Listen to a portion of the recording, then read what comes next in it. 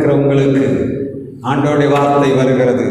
உங்கள் அழுகுரலை கேட்கிறவர் மாத்திரமல்ல, உங்களை மகிழ்ச்சியால் சந்தோஷத்தாலே நிரப்புகிற ஆண்டவர் இந்த இடத்திலே பிரசன்னராய் இருக்கிறார்.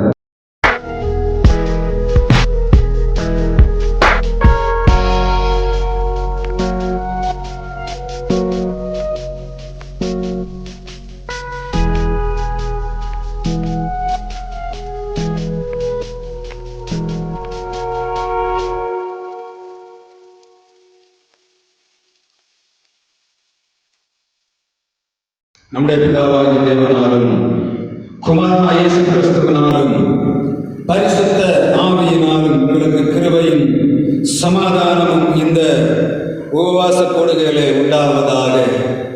திருச்சபையிலே கூடி வந்திருக்கிறவங்களை நான் ஆண்டவராகிய இயேசு கிறிஸ்து நாமத்திலே வாழ்த்துகிறேன். திருச்சபையானது வளர வேண்டும், அது எண்ணத்திலே வளர வேண்டும், செயல்களிலே வளர வேண்டும், அது ஆவிக்குரிய தன்மையிலே வளர வேண்டும் என்று ஆண்டவர் விரும்புகிறார். திருச்சபை என்று சொல்லுவது ஆண்டவர் தம்முடைய சுயரத்தத்தினாலே உருவாக்கி வைத்தது. தனி மனிதன் உண்டாக்குனதல்ல. ஒரு மனிதனும் தன்னுடைய சுயபெயர்ச்சியினாலே திருச்சபையை உண்டாக்க முடியாது. ஆண்டவருடைய இரத்தம் இல்லாமல் திருச்சபை கட்டப்பட முடியாது. ஆண்டவர் தம்முடைய பிள்ளைகளை திருச்சபைகளை கொண்டு வரும்போது அவர் தன்னுடைய இரத்தத்தினாலே அவர்களை கழுவுகிறார். அவர்களுக்கு தூய ஆவியை அவர்களுக்கு கொடுக்கிறார். அவர்கள் சரியாக வாழ வேண்டும் என்று சொல்லி அவர்களுக்கு தம்முடைய வார்த்தையை அவர்களுக்கு கொடுக்கிறார். வெளியே போகும்போதும் வரும்போதும் வழி இதுவே, இதிலே நடவுங்கள் என்று சொல்லத்தக்கதான வார்த்தை நம்முடைய காதுகளுக்குள்ளே துணிக்காவிட்டால் நாம் சரியாக வாழ முடியாது. சங்கீதக்காரன் தன்னுடைய சங்கீதம் 32ஆம் அதிகாரம் 8ஆம் வசனத்தில் சொல்லுகிறார், உன்மேல் கண்ணை வைத்து உனக்கு ஆலோசனை சொல்லுவேன், வாரினாலும் கடிவாளத்தினாலுமாய் கட்டப்பட்டாலுடைய உன் கிட்ட சேராத புத்தி இல்லாத கழுதை போல குதிரை போல கோவேறு கழுதை போலவும் இருக்க வேண்டாம். இதோ கர்த்தருடைய வார்த்தை சொன்னான், உன்மேல் கண்ணை வைத்து உனக்கு ஆலோசனை சொல்லுவேன். எப்பொழுது சொல்லுவார்? தம்முடைய பிள்ளைகள் யார் யாரெல்லாம் அவரை நோக்கி வேண்டுகிறார்களோ அவருடைய விண்ணப்பங்களுக்கு செவி கொடுக்கிறார். ஒரு மனிதன் உலகத்திலே வாழும்போது அவன் தாயின் கர்ப்பத்திலிருந்து வரும்போது பேச்சு மூச்சற்றவனாக வருகிறான்.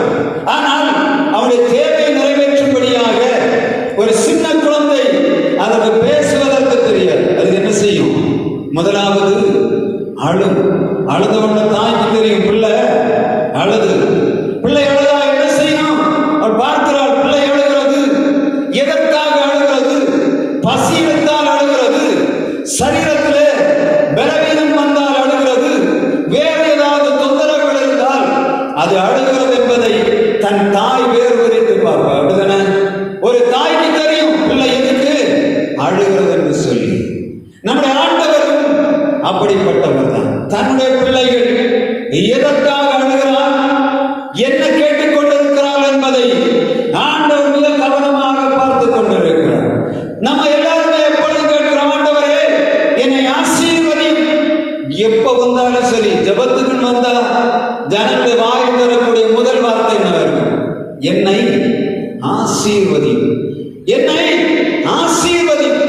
உலகத்தில் உள்ள எல்லா மனிதனுக்கு தேவை என்னது? ஆசீர்வாதம். ஆனா ஆண்டவர் சொல்லுகிறார், ஒவ்வொரு ஆசீர்வாதத்துக்கும் பின்னாடி என்ன இருக்கு? ஒரு கட்டளை வைத்திருக்கிறார். Every blessing had a command in it. அதுக்குள்ள ஒரு கமாண்ட் வைத்திருப்பார். இதை செய்தால்தான் நான் உனக்கு இதை தருவேன் என்று சொல்லுவார். எப்ப பார்த்தாலும் சரி, ஆண்டவர் விருதாவாக ஒன்றுமே கொடுக்கவில்லை. உலகத்தை எல்லாவற்றையும் உருவாக்கி வைத்து விட்டு அவர் சொல்லுகிறார், நீ இதை செய்த உனக்கு தருவேன். ஆண்டவர் சொல்லுகிறார், உங்கள் பரமபிதா அப்பத்தை கேட்கிற தன்னுடைய மகனுக்கு கல்லை கொடுப்பானோ, நீரை கேட்கிற தன்னுடைய மகனுக்கு பாம்பை கொடுப்பானோ, அதை காட்டிலும் உன்னதமானவராகிய உங்கள் தகப்பனாகிய பரம தகப்பன் உங்களுக்கு நீங்கள் வேண்டிக் கொள்வதை அருள்வது அதிக நிச்சயம் அல்லவா? பரிசுத்தாவியை கேட்ட பரிசுத்தாவியை தருவார். உங்களுக்கு எவைகள்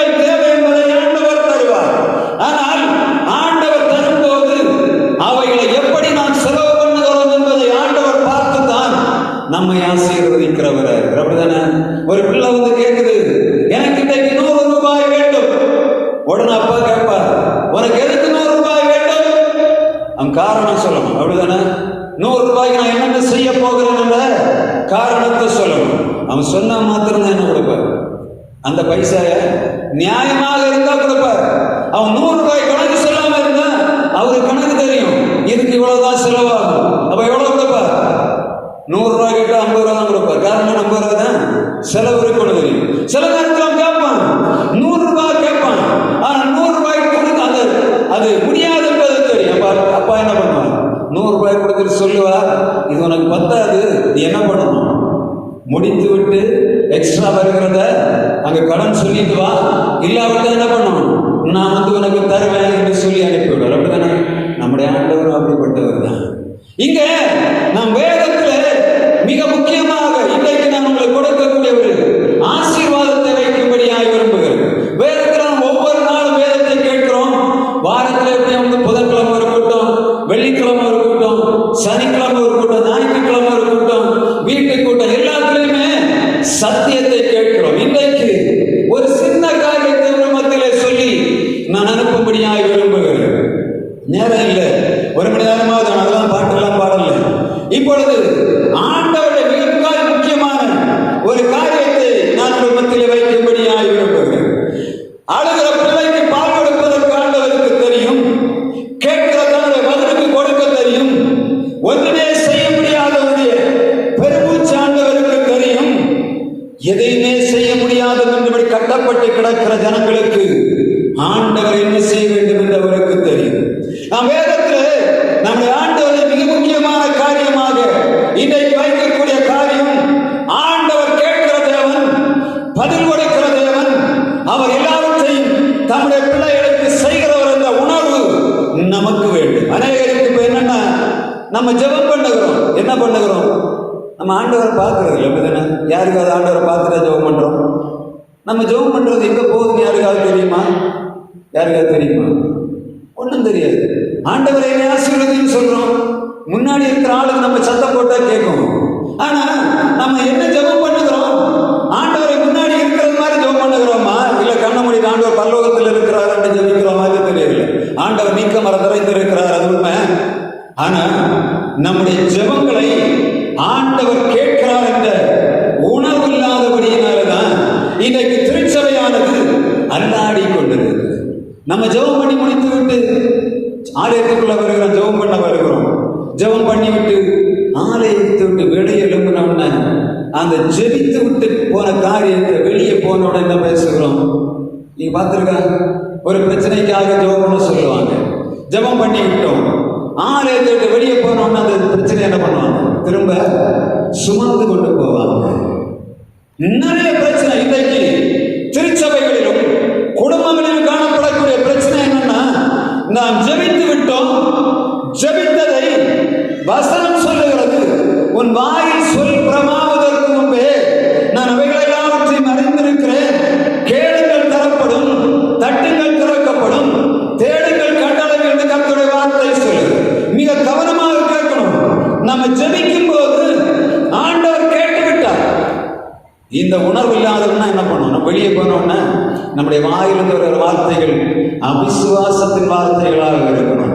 இன்றைக்கு ஆண்டவரிடத்தில் சொல்லக்கூடிய காரியம், நீங்க என்னென்னமோ காரியங்களுக்காக ஜெபம் பண்ணி கொண்டு வருகிறீர்கள், ஆனால் அந்த ஜெபித்த காரியத்தை திரும்பவும் தோளிலே சுமந்து கொண்டு மிகுந்த பாரத்தோடு சுற்றி கொண்டிருக்கிறீங்க. கர்த்தருடைய வார்த்தை மிக தெளிவாக சொல்லுகிறது, அவர் உங்களை விசாரிக்கிறவரானபடியால் உங்கள் கவலைகள் எல்லாவற்றையும் அவர் மேல் வைத்து விடுங்கள். புரியுதா? என்ன பண்ணணும்? வைத்து விடுதல்னா என்ன? வைத்து விடுதல் அர்த்தம் என்ன? உங்கள் கவலைகள் எல்லாம் அவர் மேல் வைத்து விடுங்கள். நான் போனை கையில எடுக்கிறேன், வைத்து விடுங்கள். இப்ப நான் சுமக்கிறேனா? இல்லை. இப்ப நமக்கு மிக தெளிவாக தெரியணும், ஏன் நான் வைக்காம சுமந்து கொண்டு திரிகிறேன்? நான் சரியா வைக்கவில்லை என்பதுதான் அதனுடைய அர்த்தம். வேதத்திலே நாம் இவர்களை தேடி பார்க்கும் போது முதலாவதாக நாம் ஆதியாகமம் 22ஆம் அதிகாரம் 17ஆம் வசனத்திலே ஒரு காரியம் சொல்லப்படுகிறது. இந்த சரித்திரம் நமக்கு தெரியும். ஆகார் ஆபிரகாமை விட்டு வெளியே வனாந்தரத்துக்கு நேராக அலைந்து கொண்டிருக்கிறார். இப்பொழுது அவள் வீட்டிலே, ஆபிரகாமுடைய வீட்டிலே எத்தனை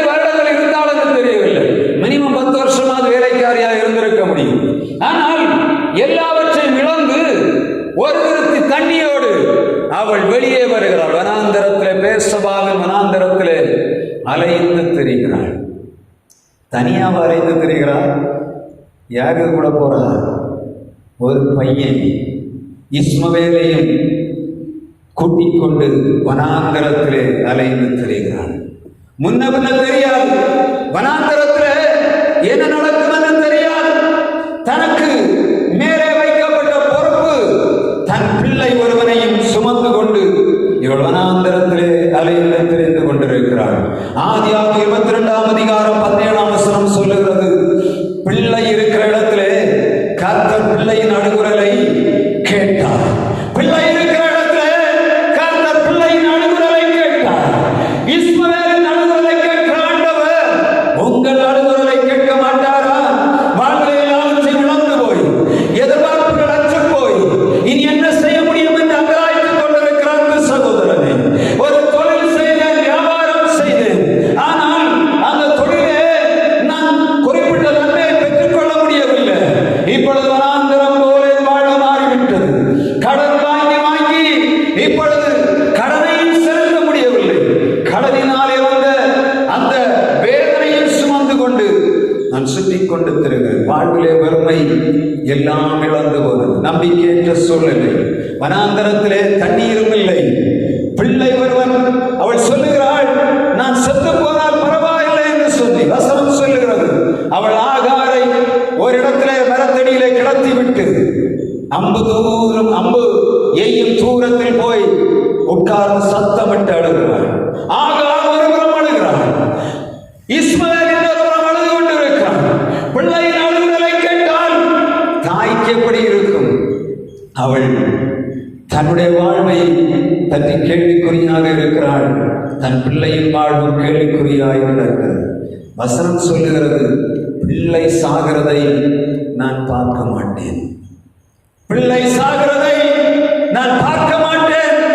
நல்ல தாய்தான், உணவு கொடுக்க வழி இல்லை, இனிமேல் இவனுடைய வாழ்வின் எதிர்காலம் இல்லை, இவன் செத்து போனால் நான் என்ன செய்வதென்று தெரியவில்லை. வசனம் சொல்லுகிறது, அவள் சொல்லுகிறாள், பிள்ளை சாகிறதை நான் பார்க்க போவதில்லை, நீர் எதையும் செய்யும் என்று சொல்லி போய் உட்கார்ந்து ஒரு இடத்தில் அழுது கொண்டிருக்கிறாள். வசனம் சொல்லுகிறது, தேவதூதன் வருகிறான், ஆகாரை பார்த்து சொல்லுகிறான், ஆகாரே ஏன் அழுது கொண்டிருக்கிறாய்? பிள்ளையின் அழுகுரலை ஆண்டவர் கேட்டார். பிள்ளையின் அழுகுரலை ஆண்டவர் கேட்டார். உங்களுடைய அழுகுரல் என்ன என்பது ஆண்டவருக்கு தெரியும். பேச முடியவில்லை, மனுஷனிடம் சொல்ல முடியவில்லை, என்னுடைய அங்கலாய்ப்பை யாரிடத்தில் சொல்லுவது தெரியவில்லை. அழுகை மாத்திரம்தான் மிச்சம் இருக்கு சொல்லுகிற அன்பு சகோதரனே, உன்னுடைய அழுகுரலை, உன்னுடைய பிள்ளையின் அழுகுரலை கேட்கிற ஆண்டவர் இந்த நாளில் இந்த இடத்திலே பிரசன்னராக இருக்கிறார். உங்கள் உபவாச கூடுகை விரதாவாயில்லை. உங்களுக்குள்ளே ஆண்டவர் ஊற்றக்கூடிய மிக முக்கியமான காரியம், உங்கள் அழுகுரலை கேட்கிற ஆண்டவர் இந்த நாளில் இந்த இடத்திலே கடந்து வந்திருக்கிறார். உங்கள் விண்ணப்பங்களுக்கு பதில் தரும்படியாய், இன்றைக்கு நாம் ஏறெடுத்த விண்ணப்பங்களுக்கு பதில் தரும்படியாய் ஆண்டவர் இந்த இடத்திலே கடந்து வந்திருக்கிறார். சோர்ந்து போவதற்கு இடப்படாதுங்க. இந்த காரியங்கள் என்ன பண்ணணும்னா, நம் ஆண்டவர் நம்முடைய விண்ணப்பங்களுக்கு செவி கொடுக்கிறார் எண்ணம் இல்லாவிட்டால் நம்ம என்ன பண்ணுவோம்? சோர்ந்து போவோம். இப்பொழுது ஆண்டவருடைய வார்த்தை வந்தவுடனே அவள் ஓடி வருகிறாள். தன் பிள்ளையின் அழுகுரலை கேட்டு ஆண்டவர் வருவர் என்னோடு பேசி இருக்கிறார் என்று சொல்லி நேராக வந்தால் பிள்ளையை தூக்கினாள். அவளுடைய கண்களை ஆண்டவர் திறக்கிறார். வனாந்தரத்திலே அவளுக்கு தண்ணீர் உருவானதை ஆண்டவருடைய வார்த்தை சொல்லுகிறது. அழுது கொண்டு இருக்கிற உங்களுக்கு ஆண்டவருடைய வார்த்தை வருகிறது. உங்கள் அழுகுரலை கேட்கிறவர் மாத்திரமல்ல, உங்களை மகிழ்ச்சியால் சந்தோஷத்தாலே நிரப்புகிற ஆண்டவர் இந்த இடத்திலே பிரசன்னராக இருக்கிறார். இரண்டாவதாக 1 நாளாகும் 4ஆம் அதிகாரம் 10ஆம் வசனத்திலே ஒரு வார்த்தை சொல்லப்படுகிறது. யாரோ வாசிக்கலாமா? 1 நாளாகும் 4ஆம் அதிகாரம் 10ஆம் வசனம். யாவேஸ் இஸ்ரவேலின் தேவனை நோக்கி, தேவரீர் என்னை ஆசீர்வதித்து என் எல்லையை பெரிதாக்கி உமது கரம் என்னோடு இருந்து தீங்கு என்னை துக்கப்படுத்தாதபடிக்கு அதற்கு என்னை விலக்கி பாதுகாத்தருடும் என்று வேண்டிக் கொண்டான். அடுத்தது, அவன் வேண்டிக் கொண்டதை கர்த்தர் அருளினார். யாவேசின் ஜெபம் மிக விஸ்தாரமான ஜெபம். மிக விஸ்தாரமான ஜெபத்தை ஆண்டவர் ஒரு வசனத்திலே எழுதி வைத்திருக்கிறார்.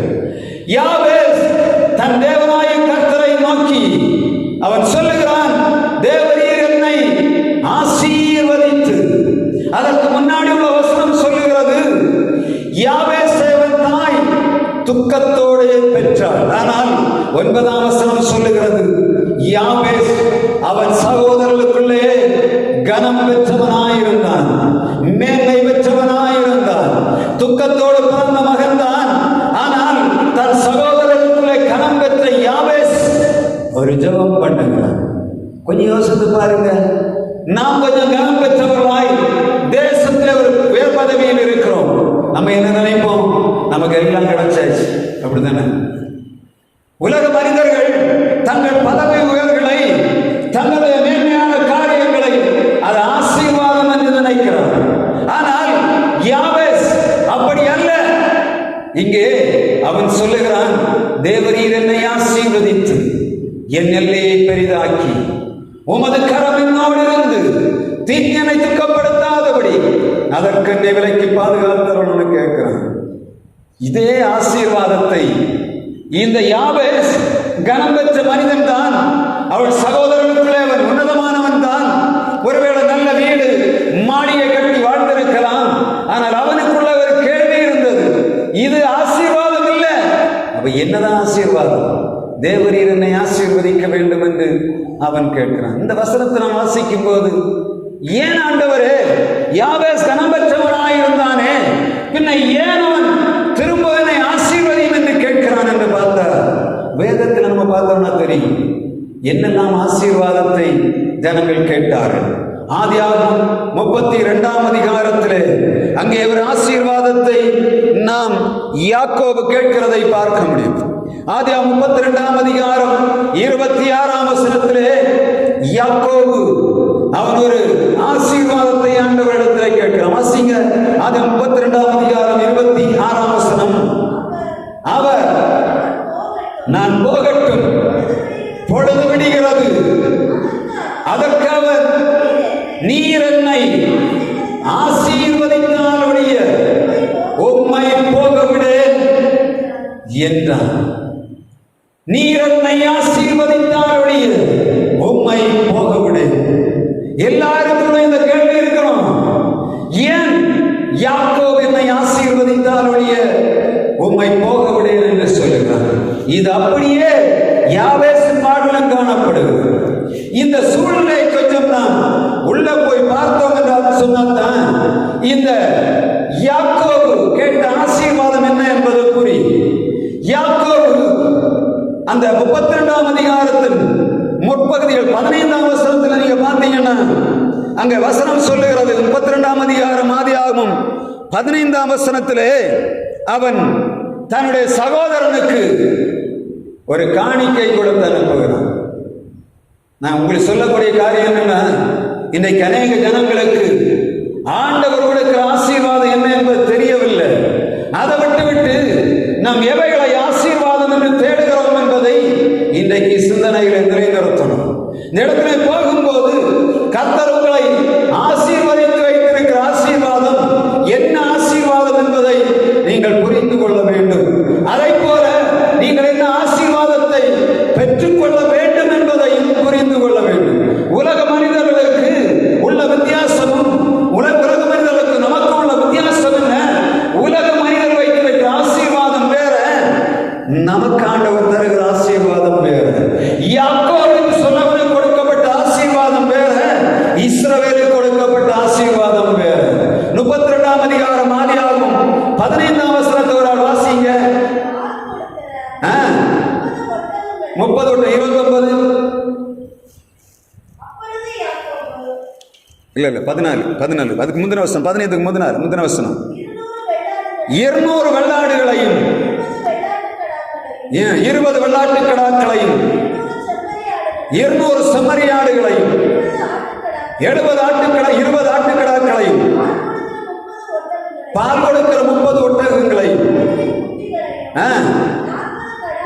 40 கடாரிகளையும் 10 காளைகளையும் 20 கோழிகை கழுதைகளையும் 10 கழுதை குட்டிகளையும் பிரித்தெடுத்து வேலைக்கால் கையில் கொடுத்து ஒவ்வொரு மந்தைக்கும் நீங்கள் மந்தைக்கு இடம் விட்டு எனக்கு முன்பாக ஓட்டிக் கொண்டு போங்கள். இது யாருக்கு கொடுக்கப்படுகிறது? ஈசாக்கு யாக்கோபுக்கு. அவன் தன் அண்ணனை சந்திக்கும்படியாக வரும்போது முன்னாடி அனுப்பின வெகுமதி. அப்படிதானே வசனம் சொல்லுகிறது? எல்லாத்தையும் கொடுத்தான்னு சொல்லு. எப்படி சொல்லுது? எல்லாம் கொடுத்தான்னு சொல்லியிருக்காங்க. அனுப்புறது எப்படி? அவனுக்கு மந்தையில் இருக்கிறவைகள்ல கொஞ்சம் எடுத்து அனுப்புகிறான். அப்படிதானே? அப்படிதானே இல்லையா? வசனம் சொல்லுது எல்லாத்தையும் மந்தையெல்லாம் கொடுத்து ஏசாட்ட கொடுத்தாங்க. ஒரு பகுதியை எடுக்கிறான். எடுத்து 5 மேய்ப்பர்கள் அனுப்புகிறான். எல்லாத்தையும் தனித்தனி மேய்ப்பர்கள் உண்டு. வெள்ளாட்டுக்கு தனி மேய்ப்பர், செம்மறியாட்டுக்கு தனி மேய்ப்பர், கழுதைக்கு தனி மேய்ப்பர், ஒட்டகத்துக்கு தனி மேய்ப்பர், இந்த கிடாரிக்கு தனி மேய்ப்பர், கோழிகை கழுதைக்கு தனி மேய்ப்பரை போட்டாக அனுப்புகிறான். எப்ப எத்தனை பேரைக்கால்? மினிமம் 5 பேர். 6 பேராவது 5 பேர் போயிருக்கணும். 5 பேருக்கு முன்னாடி கொஞ்சம் கற்பனை பண்ணி பாருங்க. 200 ஆடு முன்னாடி போகுது. அதுக்கு ஆட்டுக்குட்டிகள் போகுது. 20 ஆட்டு கடா போகுது. ஆடு போகுது. இது ஒரு மந்தையில ஒரு இடத்துல ஒப்படைக்கப்பட்டு அனுப்பப்படுது. அதற்கு பின்பாக 200 செம்மறி ஆடு, அதுக்கு மேல 20 செம்மறியாட்டு கடா. அதற்கு பின்பாக ஒட்டகம் போகுது. 30 ஒட்டகம். அதுக்கு குட்டிகள் போகுது. பால் கொடுக்கிற ஒட்டகம் 30 குட்டி போகுது. அதற்கப்புறமாக 20 கோழிகை கழுதை. 30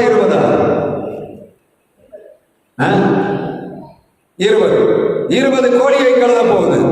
அதற்கப்புறமாக கடாரி போகுது. கடாரி 40 பசுமாடு. அதை கூட 10 காளையும் போகுது. நான் சும்மா ரஃபா கொஞ்சம் கால்குலேட் பண்ணேன்.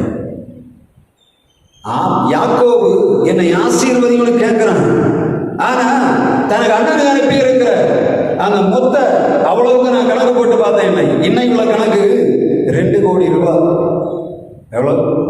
2 கோடி ரூபாய். ஒரு ஆடு 6 மாசம் குட்டி போட்டு ஒரு ஆட்டுக்கு எவ்வளவு தெரியுமா? இன்னைக்கு எவ்வளவு விலை? 2 மாசம் குட்டி 5000 ரூபாய். அதுல 200 ஆட்டு விலை என்ன? 30,000 ரூபாய் ஒரு ஆடு. 25,000 30,000 ஒரு ஆடு. அதே போல ஒட்டகம், ஒரு ஆடு ஒரு ஒட்டகம் 40,000 3 லட்சம் வரை போகுது. கிடாரி பசு 25,000 34 கோடி ரூபாய் வரை போகுது. 34 கோடி நான் சிரிப்பா இருக்கு. அப்படிதானே? பிரேசில்ல ஒரு இந்தியன் மாடு, அதுக்கு விலை 34 கோடி ரூபாய் ஒரு மாடு போயிருக்கு. கின்னஸ்ல போட்டுருக்க 34 கோடி ரூபாய் ஒரு மாட்டுக்கு. நான் சும்மா கால்குலேட் பண்ணி இப்படி ஒரு அனலைஸ் பண்ணி போட்டா 2 கோடி ரூபாய் எங்க போகுது? முன்ன போகுது. 2 கோடி ரூபாய் மட்டும் இல்ல, 2 கோடி ரூபாய் ஓட்டி கொண்டு போற 5 மேய்ப்பர்கள் போகிறாங்க. அவங்க குடும்பம் சேர்ந்து போகுது. எதுக்காக? ஏசாவுடைய கையில ஒப்பு கொடுக்கப்படும்படியாக ஒரு கிஃப்ட். எதுக்கு?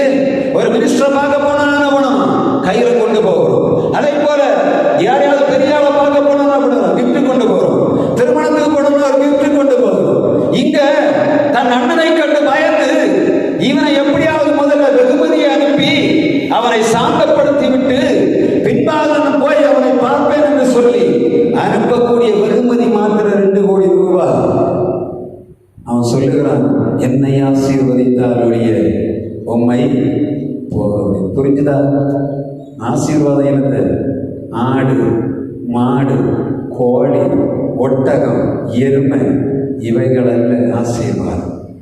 அவன் கேட்கிறான், என்னை ஆசீர்வதி ஆண்டவரே என்று சொல்லும் போது அவன் போராடி கொண்டிருக்கிறான் தேவதூதனோடு. இதுவரை அந்த பேர் என்ன? இயத்தை ஏமாத்துக்காரன். இவனுக்கு என்ன? எனக்கு பேர நீர் மாத்தி ஆகணும். எப்படி? முதல்ல நீர் யாருன்னு சொல்லணும். எப்படி? ஏன்னா நான் போராடிட்டு இருக்கேன்னு தெரியும். உங்களுடைய நாமம் என்ன என்று கேட்கிறான். அவர் சொல்லுகிறார், என் நாமத்தை நீ ஏன் கேட்கிற?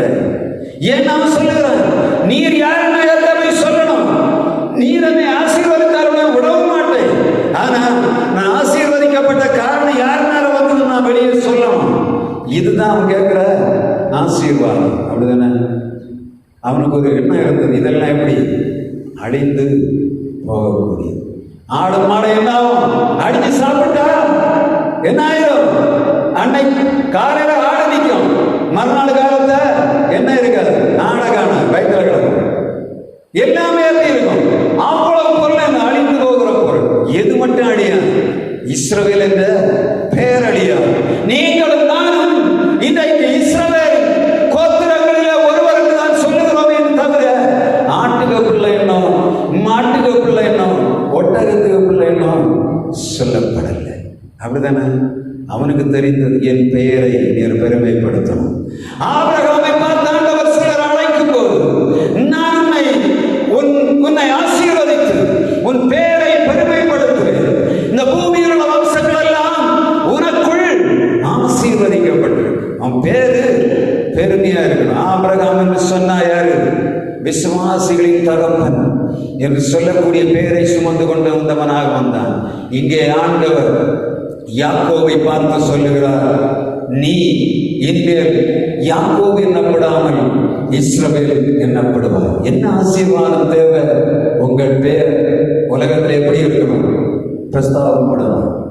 ஆண்டவருடைய ஆசீர்வாதம்னா என்ன தெரியுமா? என்ன ஆசீர்வாதம்? தேவனுடைய ஆலயத்துக்கு நாம் வந்திருக்கிறோம். இவர்கள் கிறிஸ்தவர்கள் என்று அவர்கள் சொல்லும் போது இவர்கள் ஆசீர்வதிக்கப்பட்டவர்கள் சொல்ல. எப்படிப்பட்ட ஆசீர்வாதம்? இவர்கள் நம்ம செய்யறது போல ஒன்றும் செய்ய மாட்டாங்க. இவங்க நம்மள மாதிரி சண்டை பிடிக்க மாட்டாங்க. இவங்க எப்படி நம்ம செய்யற ஒரு காரியத்தையும் அவங்க செய்ய மாட்டாங்க. இந்த நம்ம செய்யற இந்த அயோக்கியத்தினத்தையும் அவங்க செய்ய மாட்டாங்க. நம்ம பேரு கிறிஸ்தவன் என்று சொன்ன கிறிஸ்து கூட்டல் முன்னாடி எப்படி இருந்தோம்? என்னென்னமோ பேரை சுமந்து வந்தோம். உலகம் நம்ம இப்ப எப்படி பார்க்கணும்? நம்ம சர்ச்சில் ஒரு பெரிய அங்கத்தினரா நம்ம பார்க்கணும். ஆனா உலகம் நம்ம எப்படி பார்க்கணும்? கிறிஸ்தவனாக பார்க்கணும். கிறிஸ்தவனுடைய பேர் எப்படி இருக்கணும்? இயேசுவை சுமந்து கொண்டவனாக போகணும். இந்த உபவாச கூடுதல வந்திருக்கிற நீங்க பெற்றுக்கொள்ள வேண்டிய மிகப்பெரிய ஆசீர்வாதத்தில் ஒன்று, உங்கள் பெயர் வெளியே சொல்லப்படும் போது அவனா ஒண்ணுங்க உதவாத்தனை என்று சொல்லுவதில்லை. அவனா ஆண்டவருக்கு பயந்தவன், அவனா பிறரை ஏமாற்றாதவன், அவனா அவன் எந்த விதமான தீய பழக்கங்களும் ஈடுபடாதவன், உண்மையிலே கிறிஸ்தவன் என்று சொல்லக்கூடிய பெயர் வேணும். இன்னைக்கு நீங்க பார்த்தீங்கன்னா ஒரு சபையை ஒரு திருச்சபையை நம்ம சொல்லிட்டோம்னா உடனே சொல்லுவாங்க, அந்த சபையில எப்படி ஒரு ஆள் உண்டு. எப்படி இருக்கும்? அந்த சபையில ஒரு ஆள் உண்டு. அந்த ஒரு ஆளுனால அந்த திருச்சபை வளர்ந்திருக்கிறது. அதை போல சொல்லுவாங்க, அங்க ஒருத்தன் உண்டு, அவன் எல்லா நாளும் என்ன பண்ணுவான்? பிரச்சனை, எப்ப பார்த்தாலும் பிரச்சனை உள்ளவன். ரெண்டையும் சொல்லுவாங்க. நீங்க எப்படி விட்டவளா இருக்கணும் விரும்புறீங்க? உங்க ஆசீர்வாதத்தை ஒரு சும்மா யோசிங்க. இதுவரை நீங்க எப்படி வந்தாலும் சரி, ஆண்டவரிடத்துல கேட்கணும், ஆண்டவரே என்னை ஆசீர்வதி. என்னை இதுவரை பார்த்தா உதவாதவன்னு சொல்லுகிறாங்க, நான் அயோக்கியன்னு சொல்லுகிறாங்க, நான் எதற்குமே நன்மை செய்யாதவன்னு சொல்லுகிறாங்க. இனிமேல் என்னை மாற்றின ஆண்டவரே என்று கேட்பதுதான் ஆசீர்வாதம். வெளியே போகும்போது சொல்லணும், இனிமேல் நான் இந்த ஆலயத்துக்கு வரும்போது என்னை இப்படி நான் சொன்னாங்க, இனிமேல் அப்படி இல்லை, இனி இப்படி வாழ போகிறேன் என்று சொல்லணும். அந்த ஆசீர்வாதம் ஆண்டவர் கொடுக்கிற ஆசீர்வாதம். இந்த யாவேஸ் அந்த யாவேஸ் அதைத்தான் கேட்கிறான். முதலாவதாக, நீர் என்னை ஆசீர்வதித்து என் எல்லையை பெரிதாக்கி.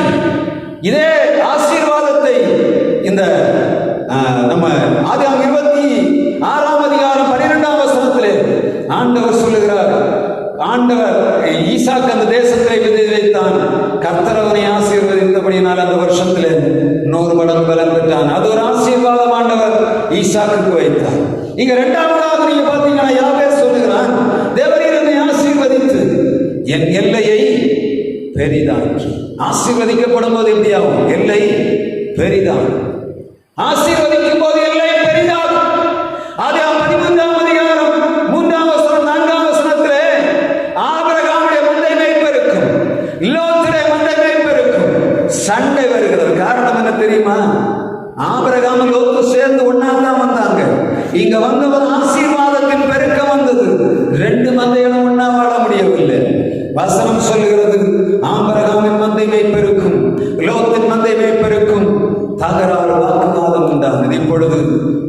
ஆபிரகாம் சொல்லுகிறான், என்ன சொல்லுகிறான்? நாம் சகோதரர், நீ வலதுபுறம் போனால் நான் இடதுபுறம் போகிறேன், நம்முடைய மேய்ப்பர்களுக்குள்ளே சண்டை வேண்டாம் என்று சொல்லி அங்கே எரிந்து போகிறான். இப்ப யாவே சொல்லுகிறான், நீர் என்னை ஆசீர்வதிக்கும் போது என் எல்லை பெரிதாகும், அதற்கு பிறகு நீர் என்னோடு இருந்து என்ன பண்ணணும்? கர்த்தர் நீர் என்னோடு கூட இருக்கணும். உலகத்துல யார் கூட இருந்தாலும் நமக்கு அது நிலை இல்லை. உலகத்துல நீங்க ஒரு பணக்காரன் நம்ம கூட வைத்திருந்தோம்னா என்ன பண்ணுவாங்க? பணத்துக்கு பயம் இல்லை, திடீர்னு நம்ம என்ன பண்ணலாம்? போனா கேட்ட தருவோம். அதே மாதிரி ஒரு அரசியல்வாதியை பார்த்தோம்னா அந்த அரசியல்வாதி இருக்கிறான், எனக்கு எல்லாம் பண்ணலாம் என்று நினைக்கிறோம். ஆனால் ஒரு ஒரு சூழ்நிலை மாறும்போது, பணக்காரன் பணத்தை இழந்து போகிற காலம், அரசியல்வாதி தன்னுடைய பதவியை விட்டு வெளியே வருகிற காலம், அதிகாரிகள் தங்களுடைய பதவிகளை விட்டு வெளியே வருகிற நாட்களிலே நம்மை போல சாதாரண மனிதர்களாக மாறுகிறார்கள். நம்முடைய கரம், யாருடைய கரம் நம்மோடு இருக்கணும்?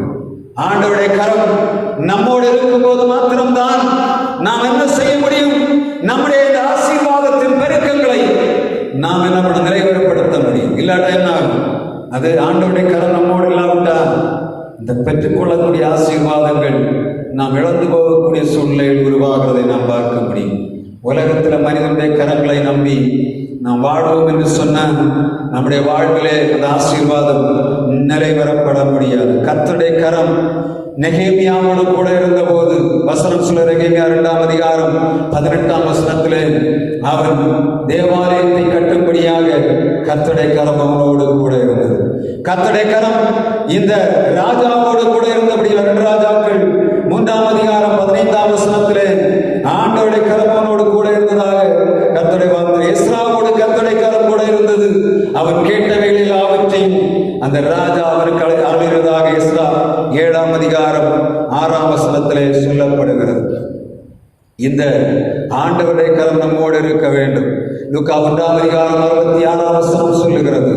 யோவானை பற்றி சொல்லும் போது, அவன் கர்த்தருக்கு முன்பாக பெரியவனாயிருப்பான், அவனை ஆண்டவருடைய கடமை நடத்தும் என்று சொல்லப்படுகிறது. இந்த நாட்களிலே நம்முடைய ஜெபங்கள் கேட்கப்படுகிறது என்ற உணர்வு வேணும். அதுதான் இன்றைக்கு நாம் உங்களுக்கு கொடுக்கக்கூடிய செய்தி. முதலாவதாக ஆகாருடைய அழுகுரலை கேட்டவர், இரண்டாவதாக இந்த யாபேசுடைய கூக்குரலை கேட்ட ஆண்டவர். 1 ராஜாக்கள் 3ஆம் அதிகாரம் 12ஆம் வசனத்திலே சாலோமோன் ராஜா ஒரு காரியத்தை ஆண்டவரிடத்தில் என்ன கேட்கிறான்? அவன், ஆண்டவரே, திரளானுடைய ஜனத்தை நடத்துவதற்கு எனக்கு ஞானம் வேண்டும் என்று கேட்டார். ஆண்டவர் அவனுக்கு ஞானத்தை கொடுத்தார், எல்லா ஆசீர்வாதத்தையும் கொடுத்தார். 1 ராஜாக்கள் 18ஆம் அதிகாரம் 37ஆம் வசனத்திலே முக்கியமாக நான் உங்களுக்கு சொல்லி நிறைவு பெறும்படியாய் விரும்புகிறேன். 1 ராஜாக்கள் 18ஆம் அதிகாரம் 37ஆம் வசனத்தை ஒருவர் வாசிக்கலாம். 1 ராஜாக்கள் 18ஆம் அதிகாரம் 37ஆம் வசனம். கர்த்தாவே, நீர் தேவனாய கர்த்தர் என்பதும் தேவரின் தங்கள் இருதயத்தை திருப்புதீர் என்றும் இந்த ஜனங்கள் அறியும்படி என்னை கேட்டருளும் என்று விண்ணப்பம் பண்ணினான். அப்பொழுது வானத்தில் அக்கினி இறங்கி பலிபீடத்திலே காணப்பட்ட தண்ணீர் இறங்கி போட்டது. பலிபீடத்திலே வைக்கப்பட்ட பலியை அது சுட்டெரித்தது. ஆறாய் ஓடிக்கொண்டிருந்த அந்த பலிபீடத்தை சுற்றிலும் அக்கினியானது வந்து எல்லாவற்றையும் நக்கி போட்டதாக வேதம் சொல்லுகிறது. காரணம் என்ன? இஸ்ரவேல் ஜனங்கள் ஆண்டவரை விட்டுவிட்டார்கள்.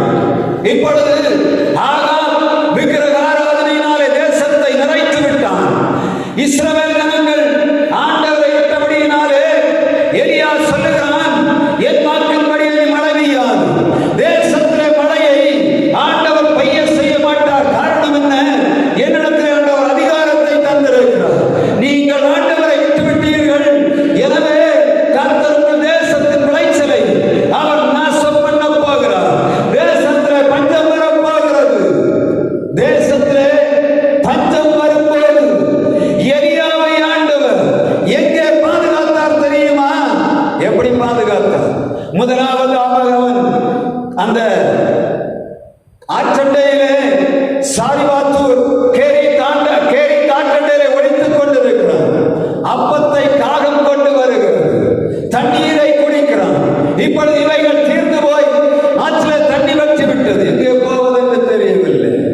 இப்பொழுது வருகிறான். ஒரு விதவையை தேடி ஆண்டவர் அவன் அனுப்புகிறார். விதவை இடத்திலே போய் ஆகாரத்தை அவன் பெற்றுக் கொள்ளுகிறான். வசனம் சொல்லுகிறது, எலியாவை ஆகாப் தேடாத இடமே இல்லை. ராஜ்யங்கள் முழுவதும் தேடிக்கொண்டிருக்கிறான். ஒரு மனிதன் சாபப்பட்டு போனான். இனிமேல் என் வாக்கின்படி மழை பெய்யாது என்று சொல்லி அவன் சொல்லி போறது போல 3 வருடங்களுக்கு மேலாக மழை இல்லை, கழுதைகளுக்கு புல் இல்லை, தீவனம் இல்லை, எல்லாம் அற்று போயிற்று. உள்ளே ரெட்டெடுத்து நமனாய் ராஜா வெளியே வருகிறான். வேலைக்காரனை பார்த்து சொல்லுகிறான், புல் இருக்கிறதா என்று தேடிப்பார். ஒரு இடத்திலும் இல்லை. மிக பரிதாபமான சூழ்நிலை நடக்குது. ஒரு 2 பேர் வந்து தங்கள் பிள்ளைகளை வைத்துக் கொண்டு நிற்கிறார்கள். சாப்பாட்டுக்கு வழி இல்லை, தேசத்தில் ஒண்ணும் இல்லை. இப்பொழுது பார்க்கலாம், யார் செய்த வார்த்தை, யார் சொன்ன வார்த்தை?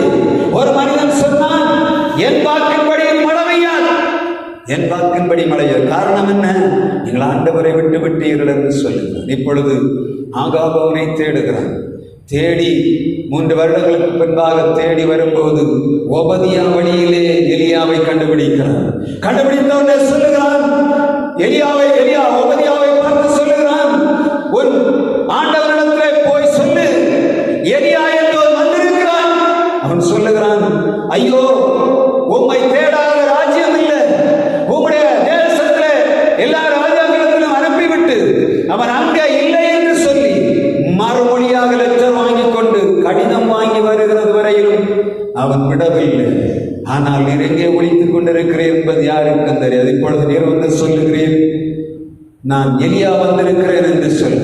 ஒபதியா சொல்லுகிறான், என்னை சாகடிக்கவா வந்திருக்கிறேன்? நான் போய் சொல்லும் போது நீர் எங்கேயாவது போய்விட்டால் என்ன கொண்டு போடுவானே? அவன் சொல்ற, இல்லை, நான் ஆகாபிடத்திலே என்னை காண்பிக்க போகிறேன். அதிகாரம் தரித்த எலியா ஒரு வார்த்தை சொன்னான், தேவ பிள்ளைகளாகிய இஸ்ரவேல் ஜனங்கள் ஆண்டவரை விட்டபடியினாலே தேசத்திலே பஞ்சம் வந்தது. ஆனால் இஸ்ரவேல் ஜனங்கள் மனம் திரும்ப அவசியம் இல்லாதபடியினாலே ஆண்டவர் எலியாவை தனியாக ஒதுக்கிவிட்டு தேசத்திலே தண்டனை அனுப்பினார். ஜனங்கள் ஆகாப் மனம் திரும்புவதற்கு பதிலாக இன்னும் கொலைகாரனாக எலியாவை கொலை செய்யும்படியாக தேடிக்கொண்டு தெரிகிறான். வசனம் சொல்லுகிறது, எலியா வருகிறான்.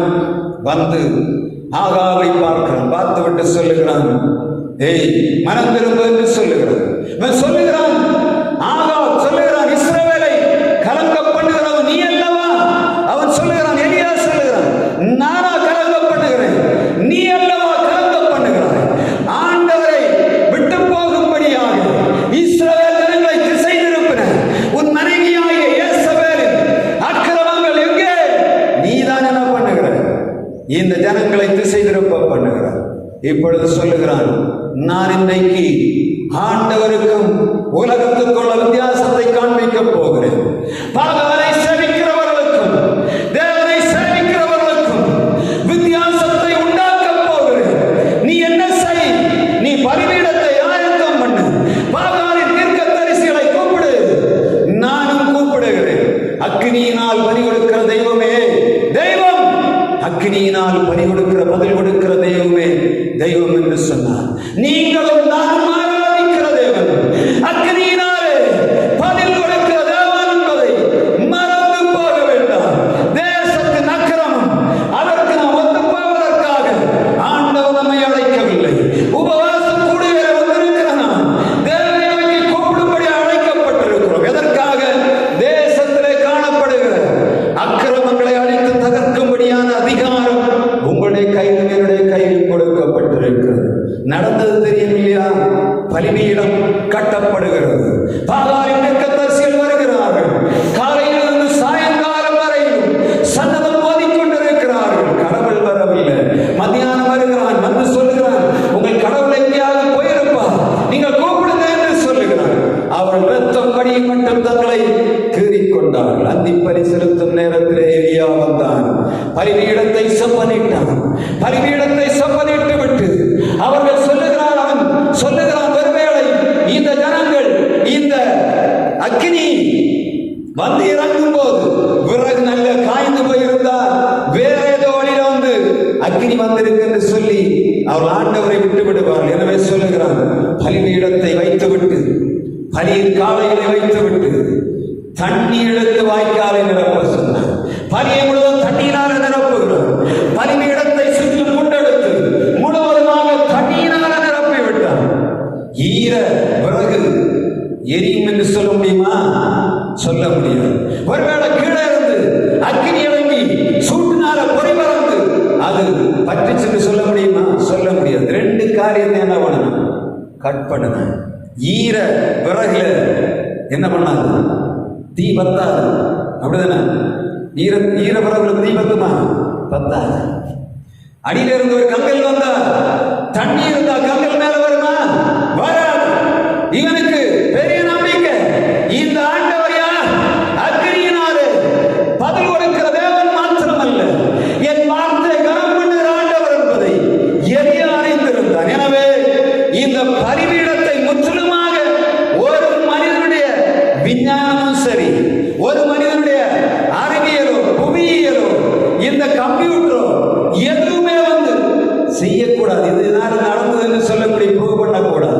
டாக்டர்கள் வந்து சொல்லக்கூடாது, விஞ்ஞானியும் சொல்லக்கூடாது, அரசியல்வாதி சொல்லக்கூடாது.